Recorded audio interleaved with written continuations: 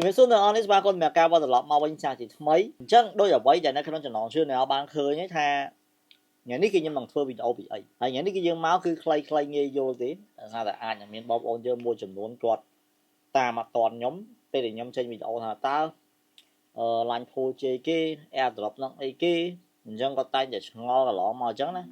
អញ្ចឹងវីដេអូមួយនេះខ្ញុំនឹងប្រាប់ពីចំណុចពិសេសមួយរបស់ Binance ដែលអាចឲ្យបងប្អូនអ្នកដែលគាត់ប្រើប្រាស់ហ្នឹងគាត់អាចទទួលបានកាក់ថ្មីដែលលិះចូលក្នុង Binance ដែលអត់គិតថ្លៃតែម្ដងអ្នកនរគ្នាដែលយើងហៅថា AirDrop អញ្ចឹងអាចនិយាយថាតាមរយៈវីដេអូមួយនេះខ្ញុំនឹងមកបញ្យល់ជាមួយនឹង keyword មួយចំនួនក៏ដូចជាតាក់ទិចមួយចំនួនឲ្យបងប្អូនបានយល់ផងដែរព្រោះសារតែអ្នកខ្លះគាត់អាចជាអ្នកដែលថ្មីថ្មោងទើបនឹងប្រើប្រាស់ជាមួយនឹង Binance ក៏ដូចជាបងប្អូនខ្លះដែលគាត់មិនទាន់យល់ពីរបៀបនៅក្នុងការប្រើប្រាស់ឲ្យបានច្បាស់បងប្អូនខ្លះទៀតក៏អត់ទាន់មានគណនីអីចឹងទៅហើយឈប់សិនបើសិនជាបងប្អូនអត់ទាន់មានគណនី Binance នេះបងប្អូនអាចធ្វើការចុះឈ្មោះតាមរយៈតំណ link របស់ខ្ញុំនៅខាងក្រោមហ្នឹងឬមក referral ដែលខ្ញុំបានដាក់នៅខាងមុខវីដេអូមួយហ្នឹង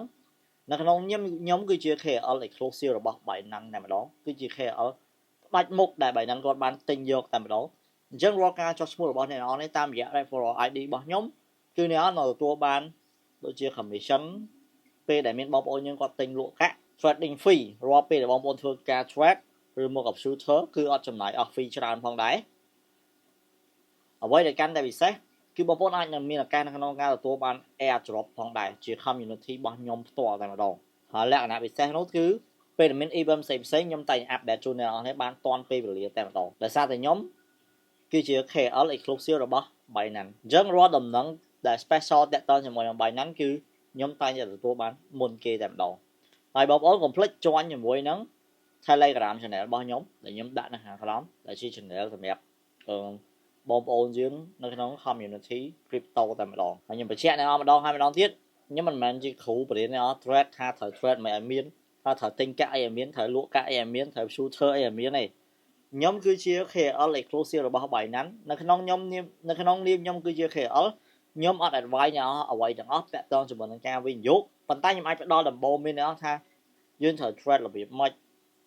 ដើម្បីបង្ការទៅលើហានិភ័យយើងត្រូវប្រើប្រាស់ Binance របៀបម៉េចដើម្បីឲ្យដល់ពីមុខងាររបស់វាទាំងអស់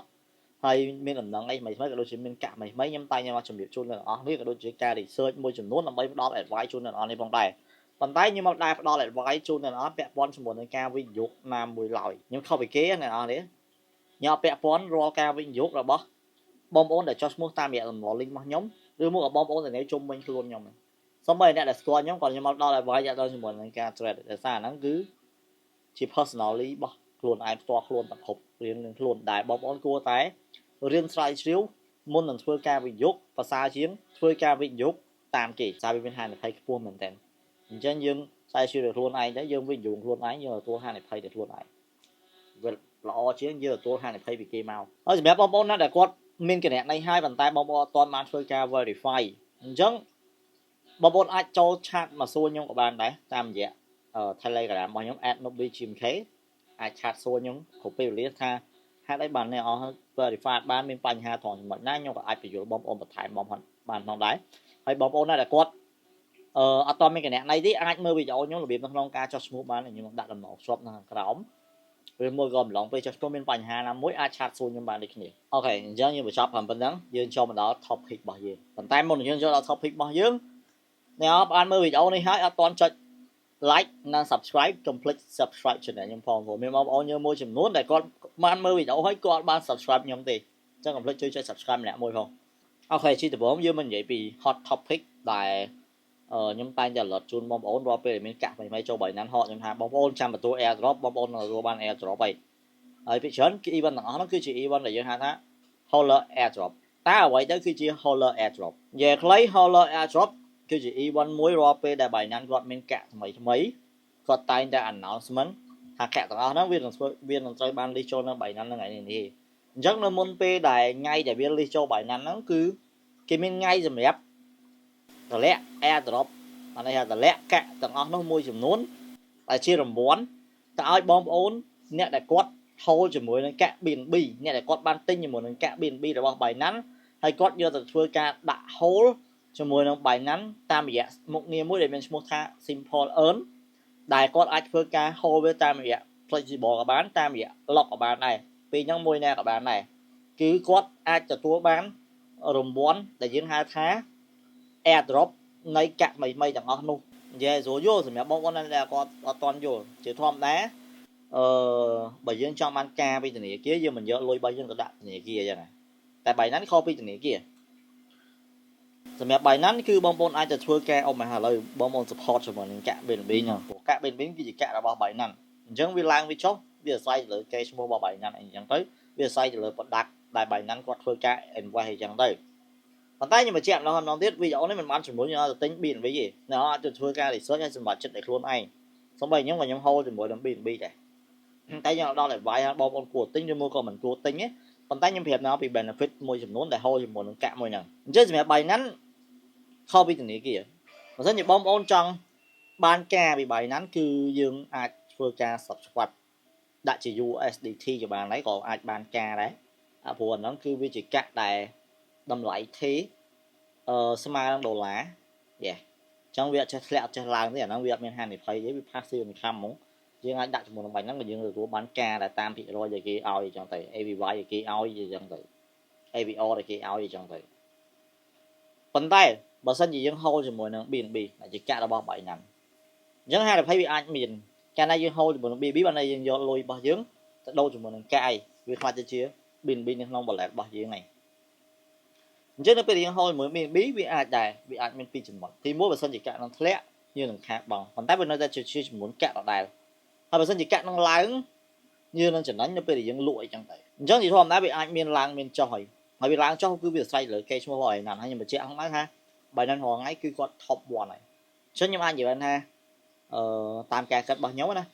បើសិនជាគាត់នៅតែរក្សាចំហហ្នឹងបានរក្សាជាមួយនឹងសេចក្តីស្មោះត្រង់ជាមួយនឹងអ្នកប្រើប្រាស់បានកិច្ចការហ្នឹងវាអាចនឹងឡើងតម្លៃជាបន្តគាត់ទៀតអញ្ចឹងបកវិញនៅក្នុងការ hold ជាមួយនឹង BNB ហ្នឹងវាអាចមានឡើងមានចុះអីចឹងទៅប៉ុន្តែវានៅតែជាចំនួនកាក់ដដែលយល់ទេឧទាហរណ៍ថាឥឡូវយើងទិញវាអំឡុងពេលវាមួយកាក់500អញ្ចឹងបើសិនជាកាក់នោះធ្លាក់សល់400យើងលក់ទៅវិញយើងបាន400ហ្នឹងប៉ុន្តែបើយើងទុកវាមួយកាក់ហ្នឹងយើងទុកដដែលយើងចាំរហូតដល់វាឡើងបកមក500វិញយើងលក់ក៏យើងអាចបាន500វិញឬមកវាចាយវាឡើងដល់6 700គឺយើងអាចបាន6 700ចំណេញតាមនេះហើយនៅក្នុងការ hold ជាមួយនឹង BNB ពេលដែលយើងទិញមកហើយយើងអាចយកវាទៅដាក់យកការបន្តទៀតបានយើងអាចវា subscribe ជាមួយនឹង Simple Earn ជាលក្ខណៈ flexible ក៏បានជាលក្ខណៈlock ក៏បានដែរអាពីរហ្នឹងវាខុសគ្នាត្រង់ថាបើយើងដាក់ simple earn ជាមួយនឹង flexible យើងអាចទទួលបានការជារៀងរាល់ថ្ងៃយ៉ាងឡងហើយយើងចង់ដកថ្ងៃណាគឺគេគិតឲ្យយើងត្រឹមថ្ងៃហ្នឹងប៉ុន្តែវាអាចបានការតិចតែបើយើងចង់បានការខ្ពស់យើងអាចដាក់ជាលក្ខណៈ lock វាចោលមកហើយយើង lock 5 10ថ្ងៃយើង lock 30ថ្ងៃឬមួយយើង lock មួយឆ្នាំប្រហែលខែអញ្ចឹងទៅអញ្ចឹងយើងទទួលបានការតាមចំនួនថ្ងៃដូចគ្នាប៉ុន្តែគេគិតឲ្យយើងរៀងខ្ពស់ហើយដល់ចំនួនថ្ងៃដែលយើងដាក់ lock ហ្នឹងបានដោះបានយើងអាចដកចេញមកយើងដាក់30ថ្ងៃយើងត្រូវតែចាំដល់រហូតដល់30ថ្ងៃបានយើងអាចយកកាក់ហ្នឹងមកប្រើវិញបានតែយើងចង់ដកមុនក៏បានដូចគ្នាដែរគេអត់ lock យើងដាច់ហ្មងគ្រាន់ថាបើយើងចង់ដកមុនយើងមានពេលចាំបាច់ណាមួយយើងដកមកគឺយើងអត់ទទួលបានការអញ្ចឹងដែរអាហ្នឹងបើយើងដាក់ជាមួយនឹង lock ហើយយើង lock វាចោលយើងចាក់សោវាចោលហើយចំណុចពិសេសនៅពេលដែលយើង hold ជាមួយនឹងកាក់ BNB ហ្នឹងហើយយើងយកវាទៅដាក់ simple earn ដើម្បីទទួលបានការហ្នឹងមកតង់ហើយអ្វីការពិសេសទៀតដូចខ្ញុំបញ្ជាក់អញ្ចឹងរាល់ពេលដែល Binance គាត់មានកាក់ list ថ្មីចូលទៅក្នុង Binance announcement គេមក cooperate ជាមួយនឹង Binance ដើម្បីដាក់ទៅលើទីផ្សាររបស់ Binance ហ្នឹងគឺគេមានរង្វាន់ជាមុនរង្វាន់ទាំងអស់ហ្នឹងគឺគេនឹង share ទៅកាន់អ្នកដែលគាត់ hold ជាមួយនឹង BNB ហ្នឹងឯងចឹងយើង hold BNB កាន់តែច្រើនយើងអាចទទួលបាន airdrop កាន់តែច្រើនហើយ airdrop នោះគឺជាចំណែកនៃកាក់ទាំងអស់នោះគេយកផ្ដល់ជូនយើងអានេះគឺជាអត្ថប្រយោជន៍មួយនៅក្នុងការ hold ជាមួយនឹង BNB មានអត្ថប្រយោជន៍ច្រើនមែនតើទី1យើងលក់កាក់អាចនឹងចំណេញអាចនឹងខាតវាតាមតម្លៃឡើងចុះហាងផ្សេងទី2យើងអាចធ្វើការ hold វាទទួលបានការពី Binance ជាការភាគរយ BNB ដែលគេឲ្យទី3គឺយើងអាចទទួលបាន airdrop ជាមួយនឹងកាក់មិនដើម្បីយកមក hold ឬមកក៏ទិញលក់ផងដែរអញ្ចឹង benefit គួរសមដែរ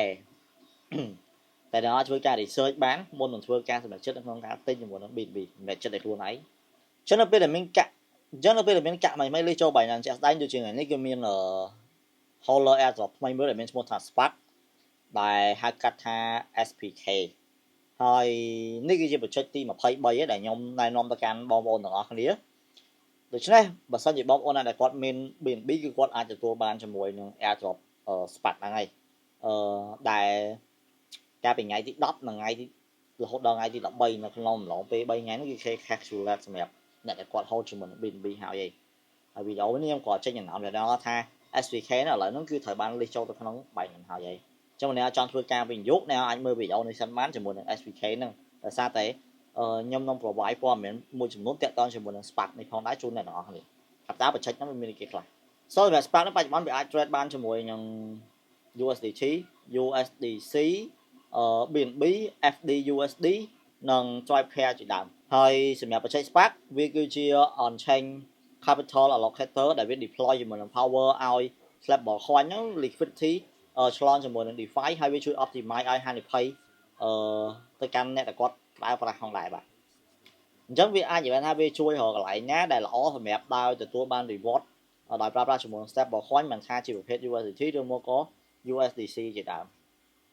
បើ Spark វាត្រូវបាន manage រួចរាល់ហើយវាមានទម្លាប់ជាង4000លានបាទហើយវា generator 180លាននៅក្នុងមួយឆ្នាំ180លានដុល្លារក្នុងមួយឆ្នាំច្រើនមែនទែនវាត្រូវបានប្រើប្រាស់ជាមួយនឹងអ្នកគាត់ប្រើប្រាស់ធម្មតាក៏ដូចជាមានអ្នកខាង crypto project ក៏គេប្រើដែរក៏ដូចជាសម្រាប់បង្កើតprofit ពី asset ដែលមានដោយមិនចាំបាច់រៀបចំខ្លួនឯងអីទេអញ្ចឹងចំពោះproduct របស់ SPK ឬមកក៏ Spark ហ្នឹងគឺវាមាន3 main product ធំនៅនោះមានដូចជា Spark Land ដែលវាអាចឲ្យយើងនឹងធ្វើការខ្ចី crypto បានដោយមានការប្រាក់ល្អហើយ Spark South Inc ហើយ Spark Sell Inc គឺសម្រាប់ឲ្យយើងនឹងរកចំណូលជាលក្ខណៈ passive ដោយធ្វើការ sell ជាមួយនឹង stablecoin ជាមួយនឹងការវិនិយោគដែលល្អបំផុតហើយមួយទៀតគឺយើងហៅថា Spark Liquidity Layer ឬមកយើងហៅថា SLL ហ្នឹងគឺ Spark គាត់នឹងធ្វើការបញ្ជូនជាមួយនឹង fund ហ្នឹងទៅ DeFi app និង blockchain ដើម្បីរក្សាទុកឲ្យវាកាន់តែ smooth ល្អអញ្ចឹងទៅហើយតើមានបញ្ហាអីគេខ្លះដែល Spark អាចដោះស្រាយបានវាមានដូចជា smart money deployment វាមានដូចជា fair interested rate វាមានដូចជាstable ដែល build income ហើយ fully decentralized តែម្ដងនិយាយសួរស្ដាប់ Spark អាចជួយឲ្យបងប្អូនរកចំណូលពី stablecoin តាមរយៈការប្រើប្រាស់ជាមួយ DeFi ហើយធ្វើការ lending ធ្វើការ selling ឬមកផ្លាស់ប្ដូរជាមួយ liquidity ដែលខ្ញុំបានរៀបរាប់3 main product មុននឹងជួនអ្នកទាំងអស់នេះអញ្ចឹងនិយាយរួមទៅអាចនិយាយថា all on chain and transparent អាចនិយាយថា Spark វាមិនមែនសម្រាប់តែរបស់មួយដែលរកចំណូលឲ្យ user ទូទៅទាំងអស់អញ្ចឹងទេសំបីតវ៉ាល់ក៏អាចធ្វើការខ្ចីនិងធ្វើការ earn បានដែរអញ្ចឹងវាមានកញ្ចប់លុយធំមែនតើ